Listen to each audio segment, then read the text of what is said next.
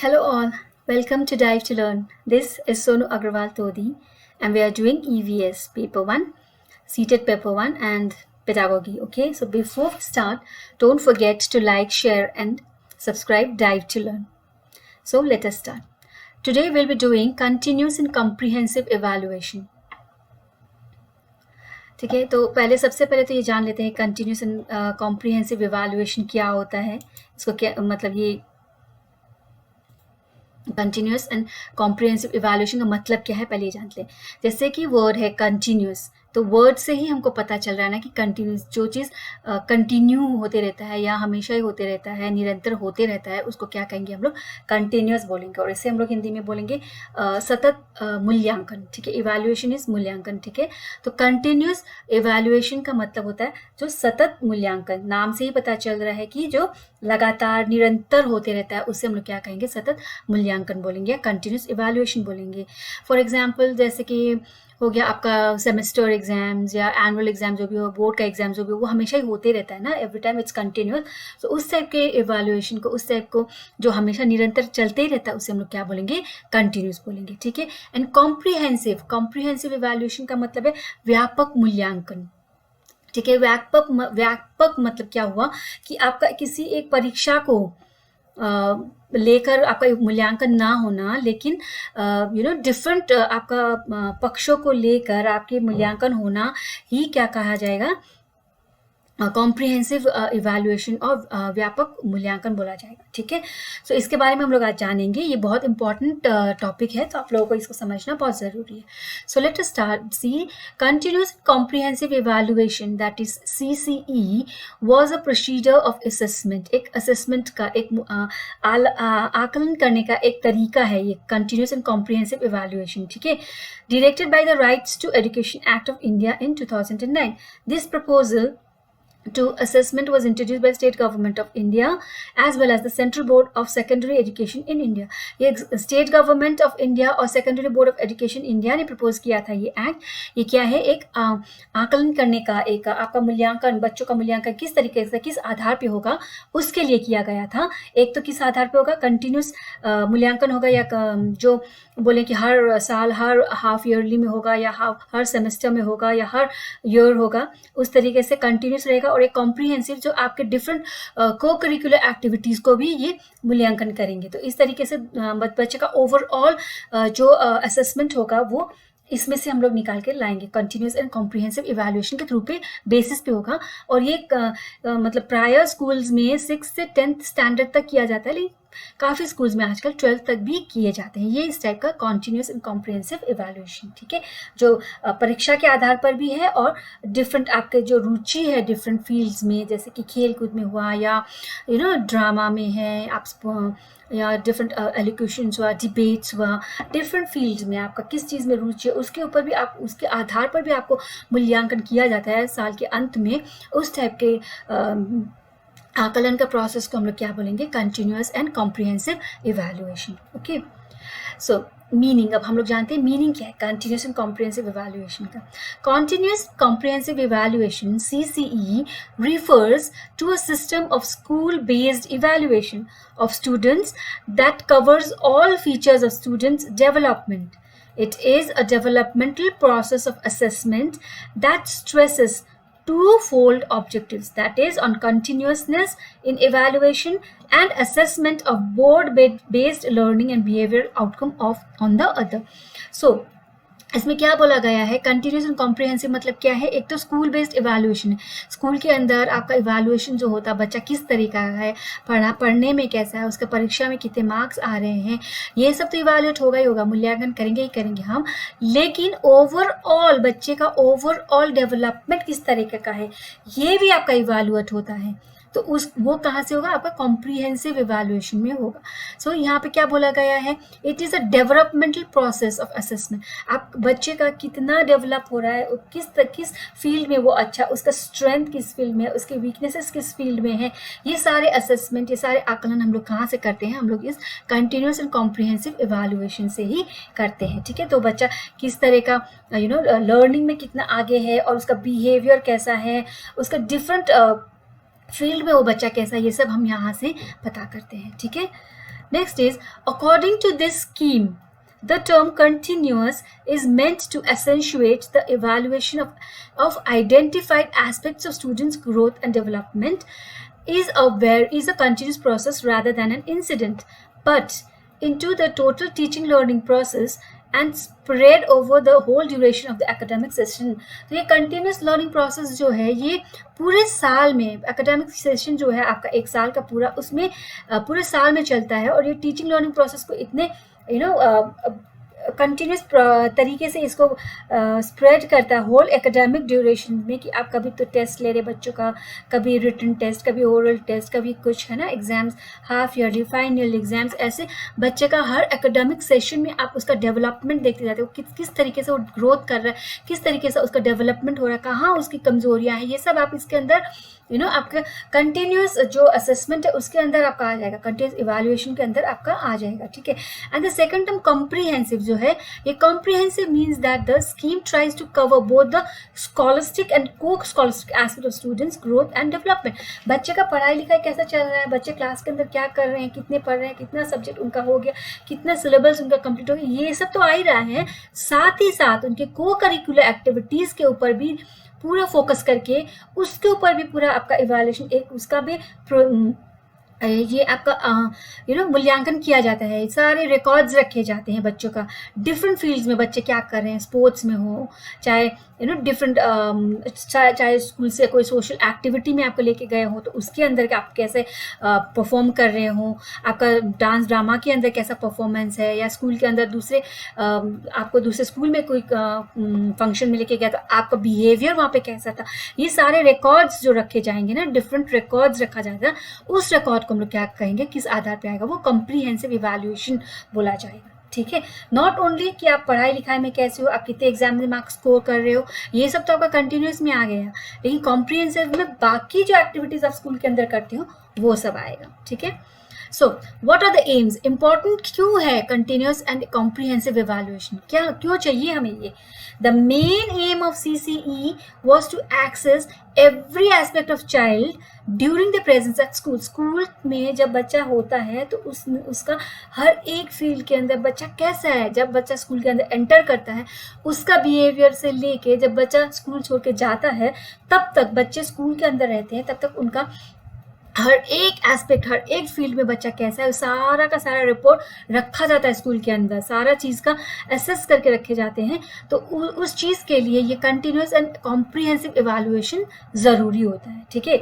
Now CCE helps in minimising the stress on children को, बच्चों को स्कूल के अंदर जो स्ट्रेस होता है उसको मिनिमाइज करने के लिए भी ये हेल्प करता है, क्योंकि आपका हर सेक्शन में आपको मिल जाएगा ना आपका कि आप कितने, कहाँ पे आपके स्ट्रॉन्ग पॉइंट्स हैं, आप कहाँ पे अच्छे हो, कहाँ पे वीक हो, तो आप अपना वीकनेस को आप सुधार सकते हो, बच्चे अपने वीकनेस को सुधार सकते हैं, तो इस हिसाब से बच्चे का स्ट्रेस कम हो जाता है, ठीक है। Make assessment comprehensive and regular. अब रेगुलर असेसमेंट करने का, रेगुलरली आप बच्चे को स्टडी कर रहे हो कि बच्चा किस तरीके से कितना इम्प्रूव कर रहा है या कि कहाँ पे इसका कमी है, ये सब आप एवरी टाइम रेगुलर बेसिस में अगर आप असेस कर रहे हो या इवैल्यूएट कर रहे हो तो बच्चा आपका रिपोर्ट भी सही तरीके से निकल के आएगा, ठीक है। Provide space for teachers for prolific teaching, ठीक है। तो टीचर को प्रोलिफिक टीचिंग के लिए भी एक स्पेस प्रोवाइड करता है। प्रोलिफिक टीचिंग मतलब एक टीचर जो बच्चे को पढ़ाते हैं तो एक फ्रूटफुल तरीके से कुछ सामने से बच्चे को कुछ सिखा रहा है तो बच्चे सीख जाएंगे। अगर सामने से बच्चा सीख के उस चीज़ को वो अच्छी तरीके से अपने अंदर लेंगे तब वो टीचर का टीचिंग क्या कहा जाएगा, प्रोलिफिक टीचिंग या फिर एक फ्रूटफुल टीचिंग बोला जाएगा। एक वैरायटी ऑफ टीचिंग वेज में टीचर इतना मेहनत करके बच्चे को पढ़ा रहा है, सिखा रहा है या कोई भी और एक्टिविटीज़ करवा रहा है और बच्चे उसको सीख नहीं पा रहे तो वो फिर प्रोलिफिक हो जाएगा, ठीक है। तो एक बच्चे टीचर के लिए भी एक प्रोलिफिक टीचिंग का स्पेस प्रोवाइड करता है ये continuous and comprehensive evaluation. And provide a tool for detection and correction. वो तो मैंने पहले ही बोला ना, जैसे कहीं पे बच्चा का कोई कमी कमजोरी है, कहीं बच्चा इंप्रूव नहीं कर पा रहा है तो उस चीज़ को आप डिटेक्ट कर लोगे, उस चीज़ को आप फाइंड आउट कर लोगे because of this comprehensive evaluation and continuous evaluation, और फिर आप उस जगह पे उनको करेक्ट कर पाओगे, ठीक है।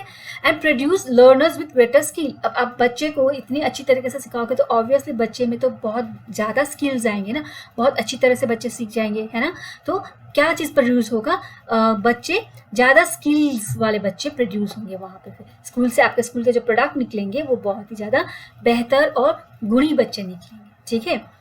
Now objectives of continuous and comprehensive evaluation. Objectives क्या है, various are the objectives of continuous and comprehensive evaluation. बहुत है, थोड़ा बहुत मैंने यहाँ पे पॉइंट्स कलेक्ट किया हुआ है। It makes the process of teaching and learning a learner centre activity. मतलब क्या है टीचिंग लर्निंग प्रोसेस, मतलब आप जो क्लास में टीचिंग लर्निंग आप टीच कर रहे हो, बच्चे लर्न कर रहे हैं, या अदर एक्टिविटीज़ में आप टीच कर रहे हो, बच्चे सीख रहे हैं, तो ये टीचिंग लर्निंग जो प्रोसेस है उसको लर्नर सेंटर्ड एक्टिविटी बनाया जा सकता है, ठीक है। क्योंकि आपका काम क्या है, आप बच्चे के ऊपर फोकस करना है आपको। बच्चा किस तरीके से सीख रहा है, आप कैसे सिखाएंगे तो बच्चा सीखेगा। आप कैसे बच्चे को वो जो भी पाठ आप पढ़ा रहे हो या जो भी गेम आप सिखा रहे हो, जो भी आप पाठ बच्चे को दे रहे हो करने के लिए, वो बच्चा एंजॉय करके सीख रहा है नहीं सीख रहा है। तो ये एक्टिविटी जो होगा ये लर्नर सेंटर्ड होना चाहिए, फोकस हमेशा बच्चे के ऊपर ही होना चाहिए, ठीक है। To make the assessment process an essential part of teaching learning process. अब एसेंशियल पार्ट तो होगा ही होगा ना, कॉम्प्रिहेंसिव एंड कॉन्टिन्यूस इवैल्यूएशन क्यों एसेंशियल होगा, क्योंकि हमें बच्चे का असेसमेंट तो करना ही पड़ेगा ना, आकलन तो करना ही पड़ेगा कि बच्चा का क्या है, कितना डेवलपमेंट हुआ है, कितना ग्रोथ हुआ है, वो कितना इम्प्रूव किया है, ये सब तो हमें असेस करना ही पड़ेगा, है ना। तो ये बहुत ज़रूरी है, एसेंशियल पार्ट हो गया है इवैल्यूएशन टीचिंग लर्निंग प्रोसेस में। वरना हमें अगर हम लोग इवैल्यूएट नहीं करेंगे, ये बच्चों को हम लोग स्टडी नहीं करेंगे कि बच्चा कितना सीख रहा है या कितना इसने कितना ज्ञान हासिल कर लिया है, तो फिर हमारे पढ़ाने लिखाने का मतलब ही क्या होगा, है ना। To make a fair judgement and take timely decisions for learners growth, learning process, learning pace and learning environment. तो आप जब बच्चे को अच्छे से देखोगे, आप बच्चे को समझोगे कि इसकी क्या कमज़ोरी है। अब क्लास में ऐसा तो होता नहीं कि सारे बच्चे एक ही जैसे हों, सारे फर्स्ट ही आ जाए, ऐसा तो होगा नहीं। कई बच्चे अच्छे होते हैं, कई बच्चे थोड़े थोड़े कम शार्प होते हैं कि उनको थोड़ा कम धीरे समझ में आता है। तो वैसे आप हर बच्चों के हिसाब से एक लर्नर्स ग्रोथ जो होता है ना, डिसीजन आप लेना पड़ेगा कि बच्चा कम समझ रहा है तो उसको किस तरीके से आप समझा के उसको और बच्चों के मुकाबले में लेवल में ला सको, है ना। और फिर उसका पेस कैसा होना चाहिए कि अगर कोई बच्चा बहुत ज़्यादा स्मार्ट है तो उसको थोड़ा स्लो स्पेस में आप काम दोगे, या क्लास वर्क होमवर्क जो है उसका थोड़ा कम स्पेस में दीजिए। और जो बच्चा थोड़ा सा वीक है उन बच्चों को थोड़ा ज़्यादा एफर्ट लगाने का कोशिश करिए, है ना। लर्निंग एनवायरनमेंट हमेशा बच्चों के लिए एकदम एन्जॉयबल होना चाहिए, क्योंकि बच्चे खेलते हुए खुश होकर ज़्यादा जल्दी ग्रास्प करते हैं कोई भी चीज़ आप सिखाएंगे, ठीक है। Now to provide scope for learners for self assessment. बच्चे को खुद को भी असेस करने का, खुद को भी खुद को भी बच्चे ये जांच कर पाए कि हम कैसे हैं, हमारी कमज़ोरी कहाँ है, हमने क्या चीज़ अच्छे से सीखा, हमें क्या समझ में नहीं आ रहा। ये जगह, ये स्कोप भी आप बच्चे के लिए यहाँ से प्रोवाइड करवा सकते हो। बिकॉज अगर आपका कंटिन्यूअस एंड कम्प्रीहेंसिव इवैल्यूएशन एकदम परफेक्ट है बच्चे के हिसाब से, तो आप बच्चों को ये बोल सकते हो ना कि तुम्हारा भाई इस पॉइंट में वीकनेस है। जैसे कि फॉर एग्जाम्पल आप कोई पैसेज लिखने के लिए दे रहे हो तो बच्चे का स्पेलिंग वहाँ पे बहुत रॉन्ग हो रहा है, या उसका हैंड राइटिंग बहुत बुरा है, या उसका लैंग्वेज बहुत गंदा है। तो आप वहाँ पे आप बच्चे को बोल सकते हो ना कि आपका भाई आपको ज़्यादा फोकस आपके लैंग्वेज पे करना होगा, या स्पेलिंग्स पे करना होगा, या आपका हैंड राइटिंग बहुत अच्छा करना पड़ेगा, ऐसा हैंड राइटिंग नहीं चलेगा। तो बच्चे खुद भी देखेंगे ना कि अच्छा हाँ, हमारे तो यहाँ पे ऐसी गलतियाँ हो रही हैं, हम ऐसे यहाँ पे इस चीज़ को इम्प्रूव करेंगे तो हमारी इम्प्रूवमेंट होएगी। तो वो सब चीज़ों को बच्चे खुद भी असेस कर सकते हैं। वो सब कहाँ से होगा, ये ऑब्जेक्टिव्स ऑफ ये कंटिन्यूअस एंड कॉम्प्रिहेंसिव इवैल्यूएशन से ही पता चलेगा, ठीक है। तो use the evaluation process for improving students' achievement through detection and correction, right? So जो भी बच्चे का अचीवमेंट है, बच्चे ने जो भी अचीव किया है उसका हम लोग कहाँ से पता करेंगे, वो हम लोग डिटेक्शन एंड करेक्शन, बच्चे क्या कर रहे हैं उसको हम लोग पहले तो चेक करते हैं, उसके बाद फिर उसका करेक्शन करने के बाद हम लोग को क्या पता चलता है कि बच्चे ने इतना इम्प्रूवमेंट किया। उसके बाद हम लोग ये आकलन कर सकेंगे कि उसका कितना इम्प्रूवमेंट हुआ है, right. So these are the objectives. Now features. अब features क्या है continuous and comprehensive evaluation का? So continuous and comprehensive evaluation के features क्या है? The continuous aspect of CCE take care of continual and periodical features of assessment. मतलब continuous evaluation जो है हमारा, ये क्यों ज़रूरत हमें? क्योंकि ये continual and periodical features of assessment, मतलब हर 4-6 महीने में या हर पीरियोडिक में या हर एनुअली ये बच्चे का असेसमेंट करता है, एक इवैल्यूएशन करता है बच्चे के लिए कि भाई आप इस सेमेस्टर में आपका कैसा परफॉर्मेंस रहा। ये सब हमारा जांच करना बहुत ज़रूरी होता है स्कूल के अंदर, इसीलिए कंटिन्यूस इवैल्यूएशन ज़रूरी है करवाना। The comprehensive element of CC take cares of assessment of all around development of the child's personality. A comprehensive क्यों चाहिए? बच्चे का all round development कैसा है? सिर्फ परीक्षा के आधार पर कि बच्चे ने एग्जाम में क्या लिखा है उसके आधार पर बच्चा कैसा है हम लोग ये नहीं डिटेक्ट कर सकते हैं, ठीक है। उसका ओवरऑल डेवलपमेंट कैसा है बच्चे का, साल भर उस बच्चे ने पढ़ाई तो की, साथ ही साथ उसने गेम्स खेला है, उसने ड्रामा में पार्ट किया है, उसने सोशल एक्टिविटीज़ में पार्ट किया, उसके स्कूल में डिफरेंट फंक्शंस में उसने पार्टिसिपेट किया। तो हर चीज़ का असेसमेंट होना ज़रूरी होता है, और ये हर चीज़ का असेसमेंट किसके अंदर होता है? ये कॉम्प्रीहेंसिव इवैल्यूएशन के अंदर आएगा, ठीक है। The continuous and comprehensive evaluation includes both scholastic as well as co-scholastic aspects of pupils' growth. Scholastic aspect covers curricular areas or subject-specific areas, while co-scholastic aspect consists of life skills, co-curricular activities, attitudes and values. ठीक है, तो जैसे हमने पहले बोला कि यहाँ पे जैसे कंटिन्यूस जो हमारा इवैल्यूएशन होता है, जो कंटिन्यूस इवैल्यूएशन है वो किस चीज़ पर आधार रहता है? करिकुलर एरिया पे, सब्जेक्ट वाइज, ठीक है, सब्जेक्ट के ऊपर बेसिस पे होता है कि अच्छा इसने साइंस में अच्छा किया है, इसने मैथ्स में अच्छा नहीं किया बच्चे ने, या इंग्लिश में अच्छा किया, या लैंग्वेज सब्जेक्ट उसका अच्छा नहीं है। तो वो करिकुलर एरिया के ऊपर हम लोग जो असेसमेंट करेंगे या इवैल्यूएशन करेंगे, जो बच्चे का आकलन होगा वो होगा कंटिन्यूस इवैल्यूएशन होगा, जो हम लोग सब्जेक्ट के ऊपर करते हैं, ठीक है। लेकिन जो को करिकुलर या को स्कॉलस्टिक एस्पेक्ट्स है, जैसे बच्चे का लाइफ स्किल है या को करिकुलर एक्टिविटीज, एटीट्यूड है बच्चे का, बिहेवियर कैसा है स्कूल में, वैल्यूज, मोरल वैल्यूज क्या है बच्चे में, ये सब कहाँ से हम लोग आकलन करेंगे या मूल्यांकन करेंगे? ये सब हम लोग कॉम्प्रिहेंसिव इवैल्यूएशन या व्यापक मूल्यांकन करके हम लोग पता कर पाएंगे, ठीक है। सो assessment in co-scholastic area is done during the number of techniques on the basis of recognized criteria, while assessment in life skill is done on the basis of indicators of assessment and checklist. तो co-scholastic area का हम लोग कैसे assessment करेंगे? वो उसका techniques है, different techniques होता है, उन recognized टेक्निक्स या क्या क्राइटेरिया के आधार पर हमको co-scholastic एरियाज को असेस करेंगे। लाइफ स्किल्स का क्या होता है? लाइफ स्किल का असेसमेंट हम लोग चेकलिस्ट के आधार पे या इंडिकेटर्स ऑफ असेसमेंट के आधार पे करेंगे। चेकलिस्ट मतलब क्या होता है? एक लिस्ट होता है जिसमें बच्चा, फॉर एग्जांपल आप ये सोचिए कि बच्चा का आप उसका पर्सनालिटी डेवलपमेंट देख रहे हो, तो बच्चा स्कूल में टाइडी आता है या नहीं है, बच्चे का ड्रेस अच्छे से नहीं है, बच्चा साफ सुथरा आता है नहीं, बच्चा लंबे शाबी हेयर्स में आ रहे हैं, या बच्चा का यूनिफॉर्म प्रॉपर्ली आयरन है या नहीं है। ये सब चीज़ आप एक चेकलिस्ट के थ्रू बच्चे का चेक करेंगे और आपको पता चलेगा कितने उसमें tick marks, right tick marks आ रहे हैं, कितने रॉन्ग टिक मार्क्स आ रहे हैं, बच्चे ने क्या चीज़ अप्रोप्रिएट नहीं किया है, या बच्चा पर्सनालिटी में कैसा दिख रहा है, अच्छा दिखने वाला बच्चा या थोड़ा डर्टी टाइप का बच्चा है, तो वो आप उस चेकलिस्ट के आधार पे आप चेक करोगे।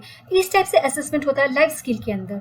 एंड को-स्कॉलस्टिक एरियाज जैसे हुआ स्पोर्ट्स में, तो आप मार्क्स भी देते हो बच्चे को, मेडल्स के थ्रू कितने सर्टिफिकेट्स देते हैं बच्चे को, उस हिसाब से भी को-स्कॉलस्टिक एरियाज को आप इंडिकेट कर सकते हो, ठीक है। So these are the features of continuous and comprehensive evaluation. तो एक बार वापस समझ लेते हैं, कंटिन्यूस मतलब क्या है? कंटिन्यूस मतलब होता है सतत मूल्यांकन, और कॉम्प्रिहेंसिव मतलब होता है व्यापक मूल्यांकन, राइट है। सतत मूल्यांकन या कंटिन्यूस इवैल्यूएशन का मतलब होता है जो एक कंटिन्यूसली होते रहता है, कोई भी एक काम, या फिर पीरियोडिक टाइम पे होता है लेकिन कंटिन्यूसली होते रहेगा, निरंतर वो एक काम होते रहता है, कभी रुकता नहीं है वो काम। उस टाइप के काम को हम लोग क्या बोलेंगे?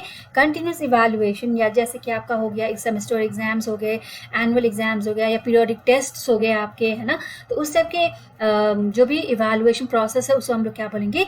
कंटिन्यूस इवैल्यूएशन, जो कंटिन्यू रहता है। एंड कॉम्प्रिहेंसिव इवैल्यूएशन मतलब व्यापक मूल्यांकन, जो सिर्फ परीक्षा के आधार पर नहीं होता है, बल्कि आप उसमें सभी पक्षों को शामिल करते हैं, है ना। एक बच्चा जब स्कूल में आता है, स्कूल के अंदर एंटर करता है, एंटर करने से दिन भर स्कूल में रहता है और स्कूल छोड़ के जाता है, तब तक बच्चे स्कूल के अंदर क्या करते हैं, उस आधार पे जो आप मूल्यांकन करेंगे ना, उससे क्या कहेंगे हम लोग, कॉम्प्रिहेंसिव मूल्यांकन या कॉम्प्रिहेंसिव इवैल्यूएशन बोलेंगे, ठीक है। जैसे बच्चे का किस चीज़ में रुचि है, बच्चे का व्यक्तित्व कैसा है ना, फिर बच्चा बिहेवियर कैसा है, और बच्चे का ज्ञान का स्तर कैसा है, राइट। एक स्किल्स भी होता है बच्चे में, तो वो सब चीज़ का जो मूल्यांकन होगा वो किस आधार पे होगा, वो कॉम्प्रिहेंसिव इवैल्यूएशन के आधार पे होगा, ठीक है। So this is continuous and comprehensive evaluation, okay. Now functions of continuous and comprehensive evaluation, functions क्या है, क्या काम क्या है, तो CCE helps the teacher to systematize effectuous teaching strategies। ये तो हम लोग बोल दिया, सिस्टमेटाइज हो जाता है ना, क्योंकि कंटिन्यूस इवैल्यूएशन में हम लोग टीचर्स को क्या करेंगे, बच्चे का परीक्षा के आधार पे, टेस्ट के आधार पे, जो रिटर्न या ओरल एग्जामिनेशन होगा उसके आधार पे हम लोग मूल्यांकन करेंगे, और कॉम्प्रिहेंसिव में सारा ओवरऑल बच्चे का डेवलपमेंट आएगा। तो इसमें एक सिस्टमेटाइज हो जाता है, एक काम टीचर का सिस्टमेटिक वे में होता है, ठीक है।